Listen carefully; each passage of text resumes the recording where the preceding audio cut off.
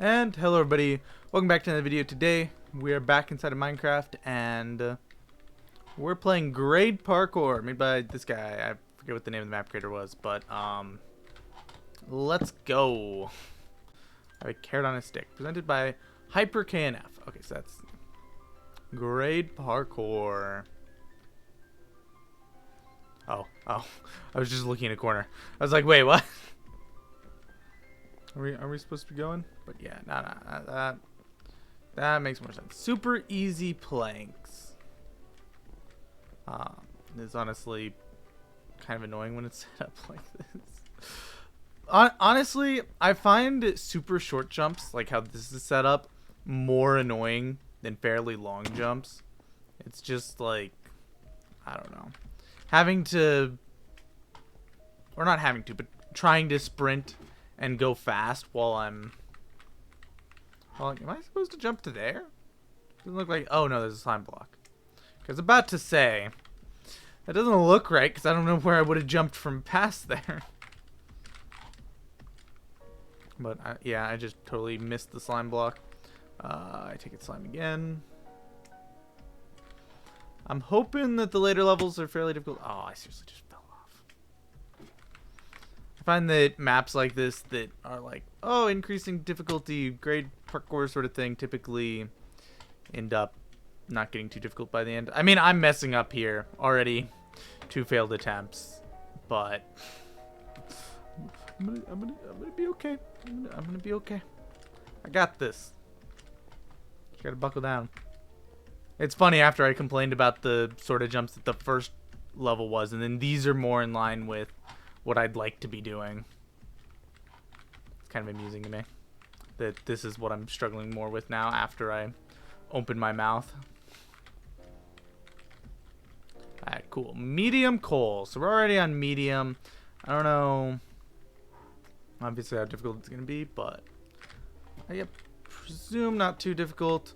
Most map creators' idea of a medium parkour typically isn't too bad. At least in my experience. But that's because a lot of times it's coming from, you know, a different perspective on the difficulty of parkour.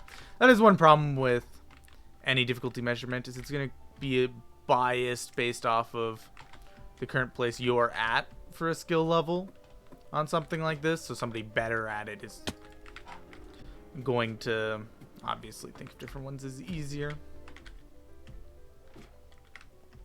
Bam. Hard iron. I'm guessing diamond's gonna be super hard, and then there might be like a last emerald level or something. I don't know. I don't know how difficult this is even gonna be yet. Although, I think I was jumping to the wrong spot there. Yeah, that jump doesn't seem very possible. Boom. Oh my goodness, I'm already messing up. I hate when I get into a position where I'm messing up by jumping too late. Because when I'm jumping too early, it's just a matter of dialing back how quickly I'm pressing the spacebar. But when I'm jumping too late, I find it's a bit more difficult to correct a lot of times. Am I supposed to go there? I guess. Oh, just straight ahead. Yeah, that makes sense. Boom. Oh. I jumped to the wrong spot. I'm actually liking this. This feels like a good difficulty balance where it isn't going to be super easy for me and it's going to take me a bit to get, but should still be enjoyable. Not like difficult enough that it's super hard rage, but I guess it depends on if the last couple jumps get worse. We'll see. I like maps with difficulty behind them. I find that there's not much point to it if there's not some difficulty. Like, either it has to be just really enjoyable for the sake of being enjoyable, or it has to be kind of difficult. At least that's my opinion.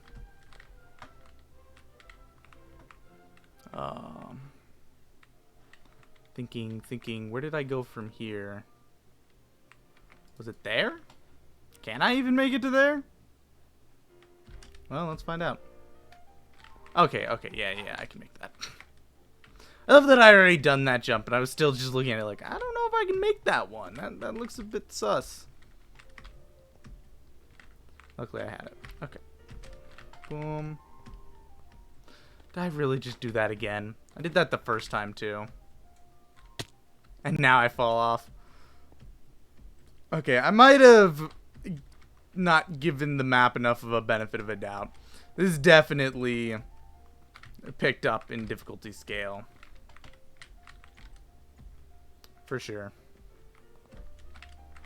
Okay, nice. I knew when I landed that I was going to jump too soon on that.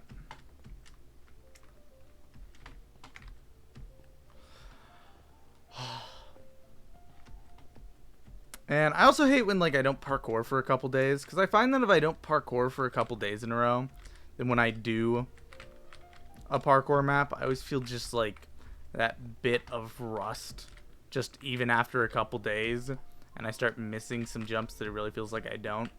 I also find that it's easier for like that bit of rage that comes from doing this stuff to take effect after.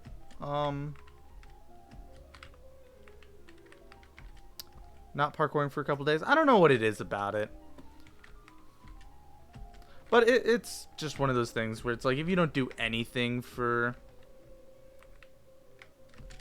a period. Oh, I tried to momentum that. I should have just force momentumed it.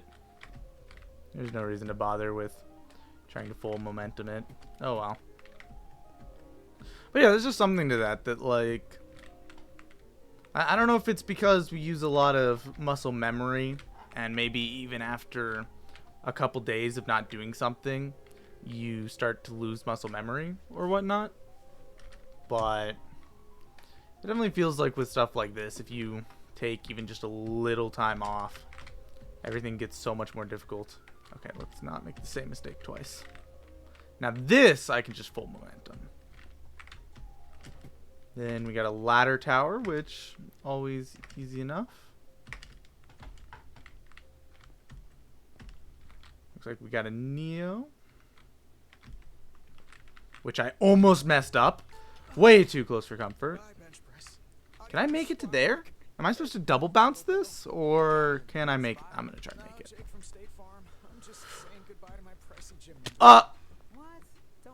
What? Was that not where I was supposed to jump from? I'm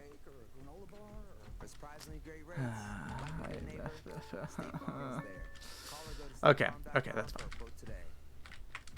That's fine. I'm getting used to this. This parkour is going faster, if not, yeah, definitely not a higher percentage, but it's going faster. Okay, and now I'm messing everything up, so it's definitely going slower now. Oh well, it's okay. Just gotta get back into the flow of things. I will say, like, as of recently, I've actually found, like, watching parkour-related content, like, a bit more interesting than I have in the past. Like, parkour has always been something for me that's, like, I don't really enjoy watching, but I enjoy doing.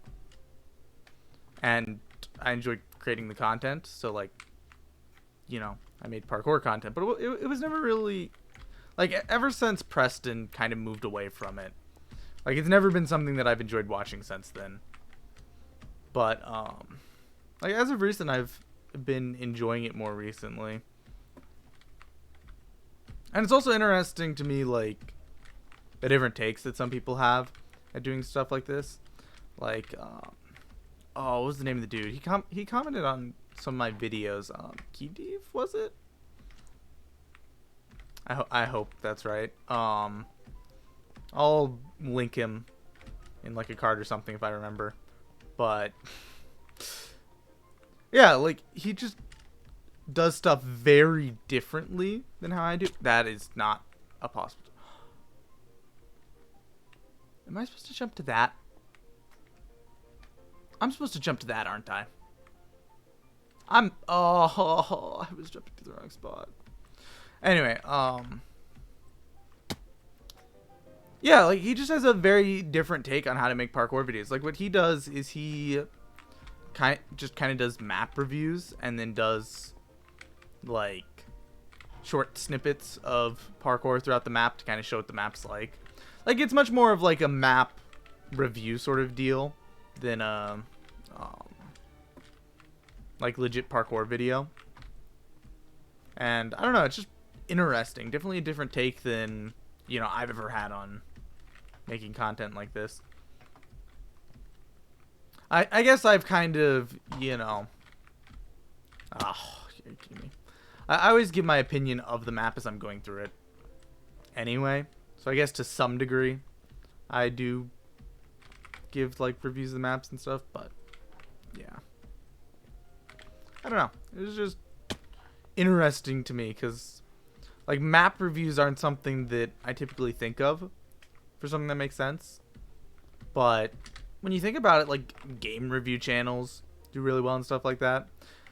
Like, I feel like the only concern would be that, you know, it would be a bit of a niche audience, especially when you consider the fact that, like, parkour in general already is. So then parkour map reviews, I feel like, are even further down the line.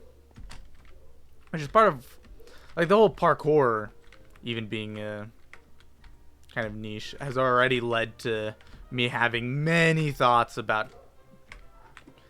trying to continue efforts to branch my channel in other directions as well, but we'll see.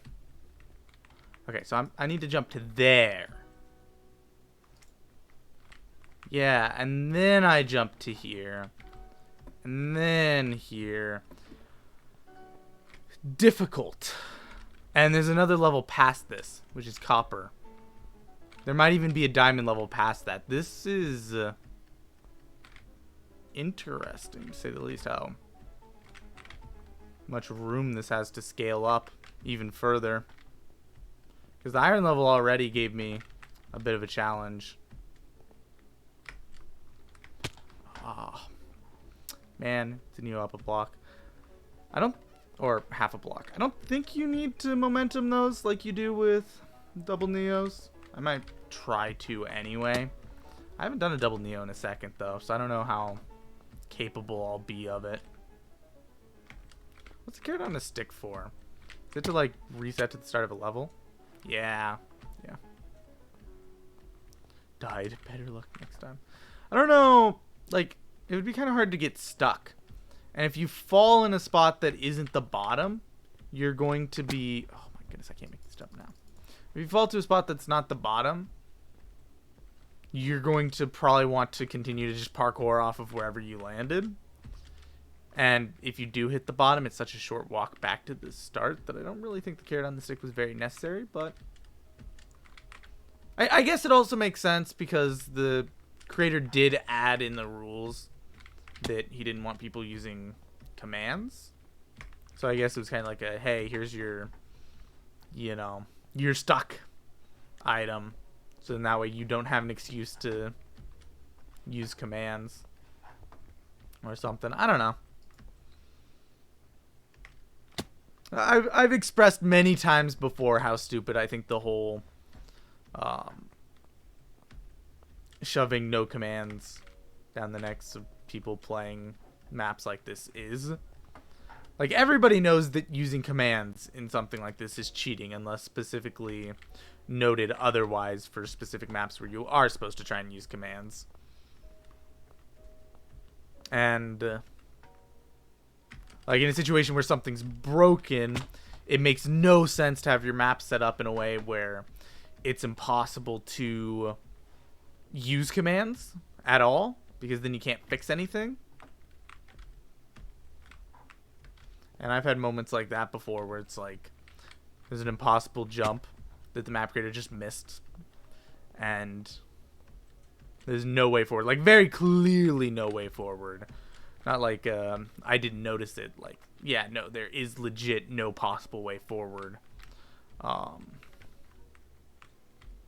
then the map creator has the map set up to prevent game mode switches. And I don't know. I just find it really obnoxious when something like that happens. And I have to either like find some alternative way to get around it or just give up on the map because there's no way to fix it. And I think that is one shame about where maps have gone recently, is the fact that there's a lot more of that, like, you know, don't let those sort of things happen. I don't know. And, like, I get it. It's kind of like with game creators. It's like you want to flesh out all the bugs and make sure that people have no ways to cheat and stuff like that. So there is some of that definitely behind it, but it's just a pet peeve of mine. That's, you know, I've had that pet peeve for a while. I always feel like it's just kind of useless to bother with it. And now the alternative I'll give is if it was a multiplayer, it would be pretty great, because then even if one of the people are the one running the server, and let's say the person running the server is somebody that's more likely to cheat, then now you can have the map set up in a way where it prevents that.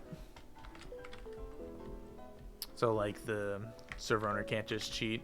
Like, for example, if they're worse at parkour and they fall behind, they can't cheat past some of the levels while the other person's too far ahead to notice or whatnot to start to catch up. Or if they're far enough ahead, cheat forward further or whatnot. Oh, I jumped too far forward.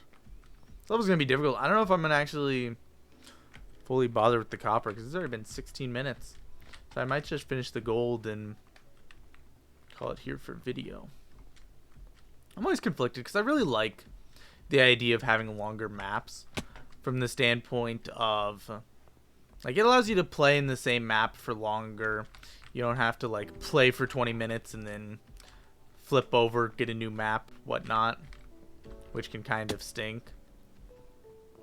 But at the same time, longer maps kind of stink for videos, because then you do get stuck in that position of like, do I end the video early? Do I keep going? And it's especially difficult for parkour, which is the sort of content which involves less skipping. Like, parkour isn't the sort of thing that you want to have a lot of cuts in, which hasn't exactly been great for me, because as a result I haven't learned to edit as well as many other people that have posted nearly as many videos as me, and I also don't have an editor, so between those two things. But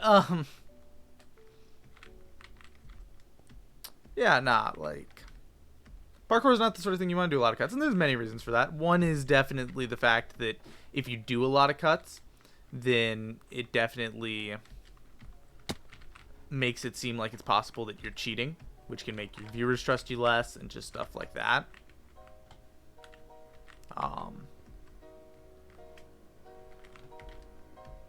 But yeah, I don't know. It's all a whole big deal. And the interesting thing about parkour videos is typically when the whole map gets shown. I really want to beat this level. But, like, the other thing about it is you end up in a difference of prioritization too, as the one making the video and trying to make it appealing for audiences, because on one hand you want to cut out a lot of your failures and make it seem like you're doing good, because to some degree it feels like that'll make a more entertaining video, but at the same time a lot of viewers like to watch the fails and stuff like that. That's why fail compilations are so popular and stuff like that. So it's a bit of a conflict of interest there. But yeah, I don't know. I also need to stream more on YouTube. Like, I really want to hit the monetization point for YouTube. Maybe what I'll try doing is I'll try doing like a decent like stream, kind of like what I more like a Twitch style stream. Like, I'll probably, I don't know, do something like Valorant or Siege or whatnot. Just, you know, more Twitch styled sort of content, and run for a couple hours, and then set the stream to private after, and see if the watch time still applies to monetization. Because I don't really want to leave the stream VODs for stuff like that public, just because I feel like it's isn't the sort of thing that makes sense to clutter up a channel with stream VODs that nobody's really interested in. If you know what I mean. It's why when creators do keep their stream VODs around, I overjumped it again. When creators do keep their stream VODs around, they typically like make an extra channel for it or whatnot, like a VOD channel, which totally makes sense. Boom. It'd be really cool to someday find an editor that would be interested in working with me. Like, the main problem with anything like that, and I've talked about this before, but it's been a long time since I've even thought about this. But the main problem with it is just fundamentally the fact that I don't make money. You know, nobody wants to work for free, right? And the problem is, as an editor and as a content creator, when you're looking at the possibility of people editing for you, you always have to keep in mind how dedicated the other person involved is. Because as an editor, it would stink if you got really involved in editing for a channel and then the creator just decides they're done and quits YouTube. And you get them, you know, you do good editing, good, you know, marketing with the thumbnails and stuff, and get the channel up there where you start getting, you know, 1,000, a couple thousand. Did I still have I still had Spotify running in the background with classical music. I didn't even notice. That's probably not a problem. All of it's old enough that it's not copyrighted anyway. I hope. Don't ban me, YouTube, if he's getting demonetized. Nah, but oh my goodness, this level. You don't want to end up in a position where it's like, okay, now the content creator's at 5,000 subs. You know, they were at maybe a couple hundred when you found them. You know, through good thumbnails, good titles, good editing, they end up at like 5,000. They're starting to finally make money. And then they end up deciding, YouTube isn't for me. I'm going to move on. That's the last thing you want to happen as an editor. If you're willing to bite the bullet and try to edit for somebody that is lower in subscriber count and how long they've been doing stuff and all that. But then as a content creator, the last thing you want to happen is to have an editor come on and send them some of your best videos or some of your best recordings that are going to turn out great, blah, blah, blah, and then have them just never finish them. But then, or not never finish them, but get stuck in that spot where they are finishing them just really late and kind of lazily, right at the position where it's like, well, I'm not sure if I want to, you know, fire that. It isn't firing at that point, but I don't know if I want to stop working with them or whatnot, blah, blah, blah. So then, you know, as a content creator, you can get stuck in this spot with an editor where they're, you know, barely doing stuff for you, and it ends up being quite difficult. So I don't know, but I think it's something that, you know, a lot of people have managed to make work, and editors are such a large part of the process. Like, obviously there's some degree of, like, the company's under, not the company, the channel is under whoever the face of the channel is. Whoever's the one making the videos, all that. They're kind of the face of the channel. And then you get an editor who's, you know, sometimes working, actually not sometimes, a lot of times working much longer on videos than the YouTuber is. So there is some degree for the editor of, like, you're putting in more work, you're getting a little less out of it, and blah, blah, blah. However, YouTube's also a lucrative business if you end up at a very high level. So as an editor, you still have plenty of incentive, because if you can keep a good relationship with a YouTuber that has potential and, do that work to get them higher up, then now you're in a position where you're working for this guy. And since now that you have that on your resume, it's much easier to get other positions with, YouTubers with more subscribers and all that, if you ever do have a falling out with the YouTuber. And there's also a reason. Wait, can I cheese this? No, I cannot. I saw that and I just wanted to try. There's also a reason why a lot of editors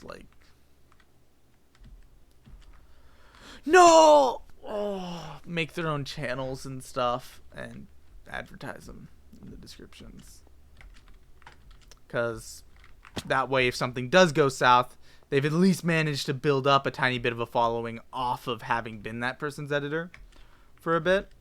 Especially if said person has 100,000 subscribers, then the editor might pick up a couple hundred off of the back end because they were editing for the person. I don't know.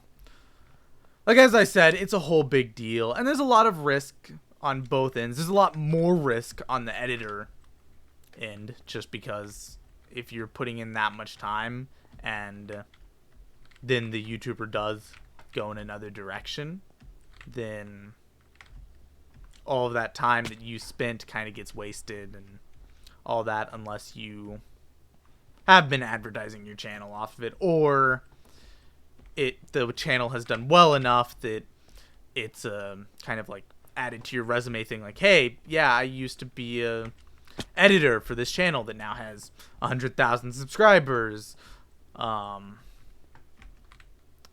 it just makes it a bit easier. And I've had, I think, 2 spins with editors in the past, and I've had a couple times that there's been people that have offered that I've turned them down because it happened recently after I had a bad spin with an editor, which I kind of regret now, where I'm like, yeah, based off of how they presented themselves, they seemed like decent people that probably would have been willing to work hard, and assuming that impression that I had was right, then I kind of missed out on an opportunity. Oh, this level. And yeah, I have some regret over that. With editors, obviously there was that time when Riptide was editing for me. Everybody remembers that. It really just came down to Riptide was too busy to actually edit. And part of the reason why he thought that he was going to be able to do it was because, it wasn't that long before that he had recorded and edited his own videos. Problem is, it does take, a bit more effort to edit somebody else's videos, because you don't have an idea from the recording for the first time. The first time you're watching through is your first impressions of it, whereas if you recorded it, then you already have an idea of where all the moments of action are and all that, blah, blah, blah. Just in general, it's a bit more difficult to edit other people's videos. And the other difficulty was I've done daily videos a lot of times throughout my channel's history and stuff like that.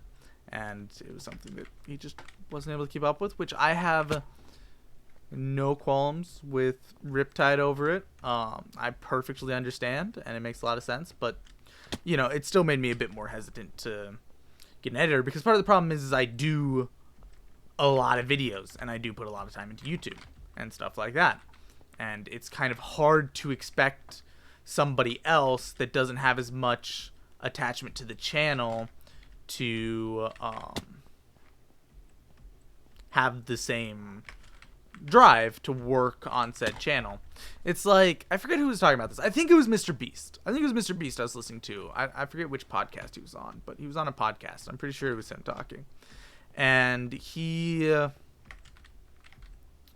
was basically like, it hits a point when you're making a channel where like you've posted X number of videos. You posted a lot of videos. You've been doing, no, this wasn't Mr. Beast. Nah, this was I was watching a video on Mr. Bro, and that's where I'm thinking of it from. But it hits a point with channels where you put a lot of effort into it, a lot of time, and then you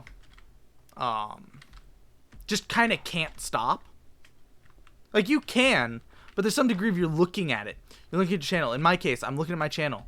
I'm looking at the, 1.7K subs, I think. 1.8K. I forget exactly where I'm at. I think it's 1.8K. Yeah, it should be 1,817 at the time of recording.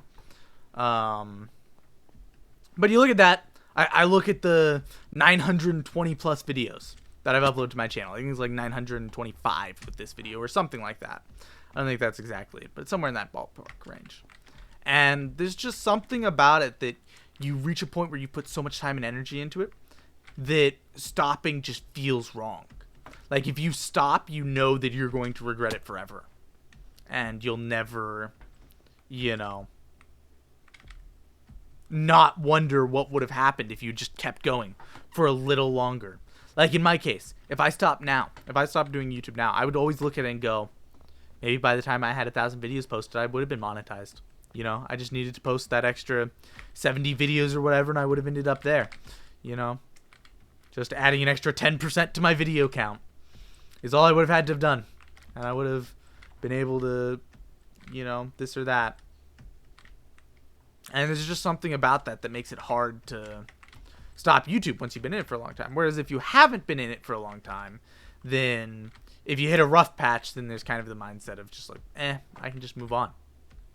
So then as a result, it gets hard with an editor where it's like, all right, now I'm in a position where I have all of this passion and all of this interest in this channel. I think I'm going to, one sec. Okay. I think I'm going to go ahead and just give the next level a quick shot. There's one jump here. Has been pretty much friendly. I'm actually going to try from here. But you have so much passion and so much build up for it. And then the editor doesn't. And it sometimes makes it hard. Because, remorseless copper. It looks like this is probably the last level. And it's just really difficult sometimes to work with somebody that has a very different level of passion for whatever it is that you're doing together. And that's, one of the difficulties I had with Possible Panda, who's my other editor. He did one of my survival videos, and then we never got another video done with him editing it. And part of the deal was he just kind of ghosted me. I just didn't hear from him since after that. But, yeah, there's just some degree of, if they don't have the same passion for it, it's hard to work together. And because you have so much built up passion, assuming you're a YouTuber in the position I'm in, it can be hard to work with somebody because an editor won't have the same time to build up the same passion, the same working relationship. And because of the position that I'm in, it's not like I'm a channel starting from scratch. So it's not like, you're starting to work together from a small point and you kind of build up the passion together, blah, blah, blah. No, it's, I'm really into it. This is very important to me. If I could, I would drop everything and become a YouTuber. Obviously, backup plans, stuff like that, very necessary. But if I did have 1 million subscribers, I would 100% be doing YouTube as a job. Blah, blah, blah. But then to bring in somebody that, doesn't have the same passion for it, it's just difficult. So, moral of the story is, yes, I am actually currently very interested in the idea of finding an editor. Not for parkour videos. I think I like having the kind of unscripted, just kind of almost podcast style parkour videos. But I do want to make more types of videos and have them edited and all that. Where am I even supposed to go from here? What? I'm so confused.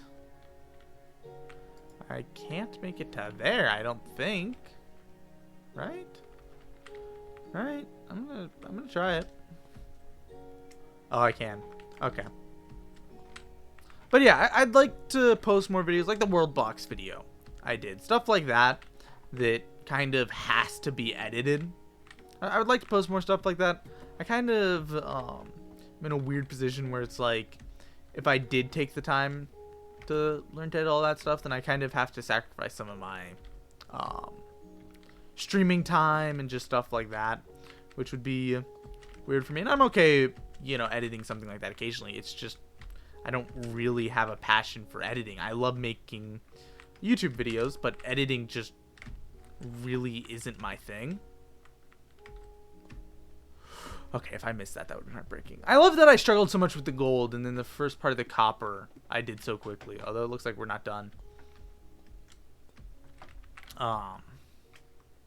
So yeah, like I do want to do more videos, like the World Box videos. I just think it'll have to be like a, you know, once a month sort of deal, more so. I actually had an idea for another like talk about video that I want to do that, you know, I might end up doing. I kind of want to just like talk about the most popular videos on the platform and what they are, and I'm guessing it'll be pretty cursed just because it's YouTube. Most popular videos are probably going to be cursed. But yeah, I don't know. I feel like I have a lot yet to accomplish on the platform, and I'm excited for it. It's going to be a long grind, but you know, you guys are here for it, and that's all that matters, right? We got to push onwards. I just got to come up with more algorithm-friendly ideas for videos, because parkour doesn't exactly cut it for that. Like, I won't say I'm at the ceiling of what parkour-styled content can get you. I mean, obviously, Captain Sparkles does a lot of parkour-styled videos and stuff like that, and he's doing good for himself. But I don't know. Just gotta work at it. Nothing in life comes free, and yeah, I don't know. I'm looking forward to the future. I think that I can, you know, pull something out. And I've also been working at improving how good I am at games, which isn't exactly showing from this map. This map is actually, I actually appreciate it. After how easy it started, I was really worried that it wasn't going to scale in difficulty, but this actually scaled a lot in difficulty, and I appreciate that. Like the fact that it's gone from, you know, like, oh my goodness, this is stupid easy, to yeah, this is really difficult. I appreciate that. Okay. Boom. No!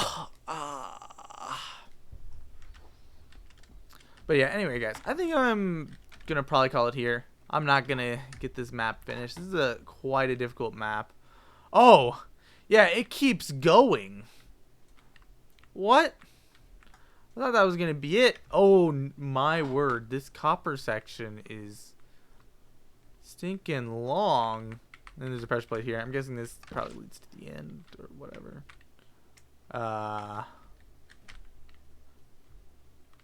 Yeah. Oh no! No, there's another level beyond this to diamond. And then there's netherite and insta. Where's the start to this level? I have to at least take a look at whatever nonsense this is. You have to utilize the tick and damage at the perfect time to make it up there. What the? Um,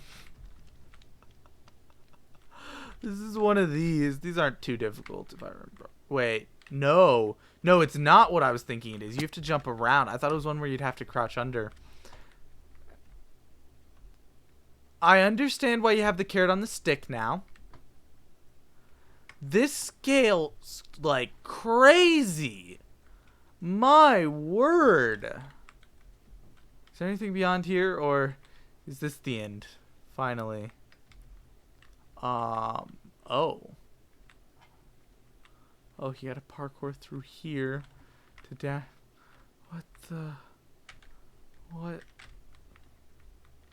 Let me just quickly just. I just want to see what sort of not. Oh my word! I have no words for this. This is insane. It's crazy. So then this goes up here, and is what lets you drop into the end portal, which leads to here, which is a mesh of all of them, and then the end. And there's even a return to spawn if you wanna go again. Slime glitch, yeah. Slime jump. Well, I at least know about the original slime glitch, but like.